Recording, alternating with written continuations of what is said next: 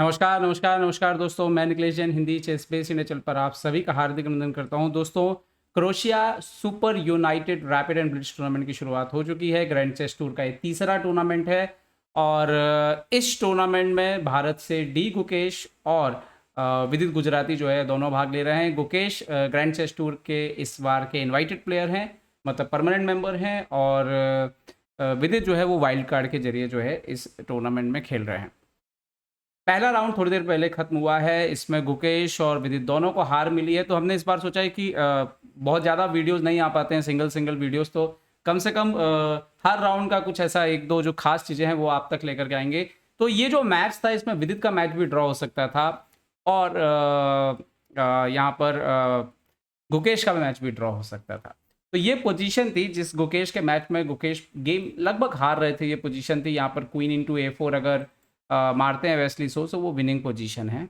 लेकिन यहाँ पर वेस्ली सो ने एक ब्लंडर किया, नाइट C4। अब प्रॉब्लम ये होता है कि कम समय में जब गुकेश के पास सिर्फ 21 सेकंड बचे थे, ऐसे में सही चाल ढूंढना जो है वो हमेशा मुश्किल होता है और इस टाइम कंट्रोल में हो। तो ये सिर्फ इस प्रोस्पेक्टिव से है, क्योंकि इस पर कोई भी खेल रहा होता तो गलती होती, क्योंकि बहुत चांसेस है वाइट जीत रहा है, क्योंकि बहुत यहाँ पर पोजीशन वाइट का अच्छा था। लेकिन एक चांस बन रहा था जो कि कम सेकंड में दिखना मुश्किल होता है। चांस ये था कि बिशप इंटू C4 मार दिया जाए। After queen into C4 white के पास एक मौका है, ब्लैक के पास आउटसाइड पास्ट पॉन क्रिएट करने का, और क्वीन एंड गेम में आउटसाइड पास्ट पॉन सबसे खतरनाक चीज होती है। यहाँ पर अगर BA3 मारते हैं क्वीन A3 के बाद, ये पूरा जो मैच है इवन क्वीन इंटू C6 मरने के बाद, जिसमें ब्लैक के पास सिर्फ 2 पॉन रह जाते हैं, व्हाइट के पास यहाँ पर 4 पॉन है।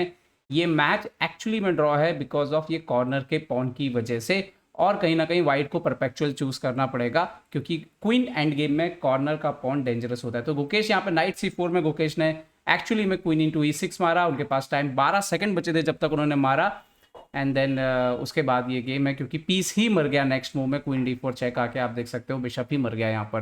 तो इस तरह की गलती हो जाना बहुत ही स्वाभाविक है। हम सिर्फ ये खोज के लाए हैं कि यहाँ पर एक्चुअली में पॉसिबिलिटी थी कि नाइट को एक्सचेंज करके कॉर्नर के पॉन को निकाल करके आप ड्रॉ के लिए खेल सकते हैं। तो ये था गुकेश का गेम जो ड्रॉ हो सकता है। विदित के गेम में कुछ बहुत ही इंटरेस्टिंग हुआ। विदित के गेम में थोड़ा सा पीछे चलते हैं। ये पोजीशन था और एक्चुअली फाबियानो करुआना के साथ था। फाबियानो करुआना बिल्कुल ही जो था ये वाला गेम जीत रहे थे विदित के साथ, और ये पोजीशन आती है जहाँ पे फाबियानो एक ब्लंडर करते हैं, वो रुक इंटू D7 मारते हैं। यहाँ पे ब्लंडर ये है कि रुक A1 आ रहा है। इसके बाद जो फाबियानो ने शायद कैलकुलेट किया कि चेक आएगा, यहाँ पे नाइट को पीछे खेलना ही पड़ेगा, क्योंकि अगर आप किंग को ऊपर खेलने के लिए जाते हैं तो नाइट G5, यहाँ पर किंग F6 और उसके बाद नाइट H7, ये यहाँ पर एक्चुअली में मेटिंग थ्रेट लगी हुई है, इस तरीके से मेट हो जाएगी।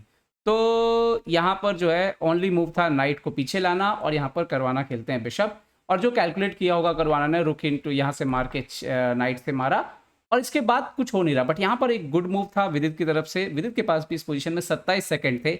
गुड मूव था क्वीन को D6 पे लाना।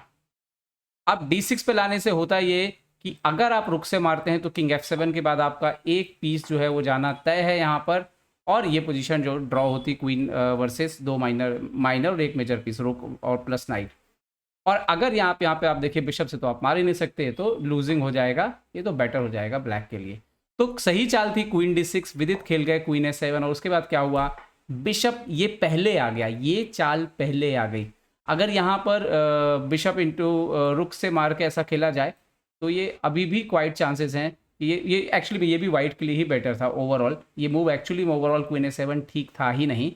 तो सही चाल थी क्वीन D6, और अगर क्वीन D6 आते विदित तो ये मैच भी ड्रॉ हो सकता था। तो ये थी पहले राउंड की 2 झलकियाँ जो भारत के नज़रिए से अच्छा हो सकता था, लेकिन सेकंड्स में टाइम में बड़े से बड़े ग्रैंड मास्टर से भी गलतियां होती हैं, चाहे वो वर्ल्ड चैंपियन हो, वो भी गलती करते हैं।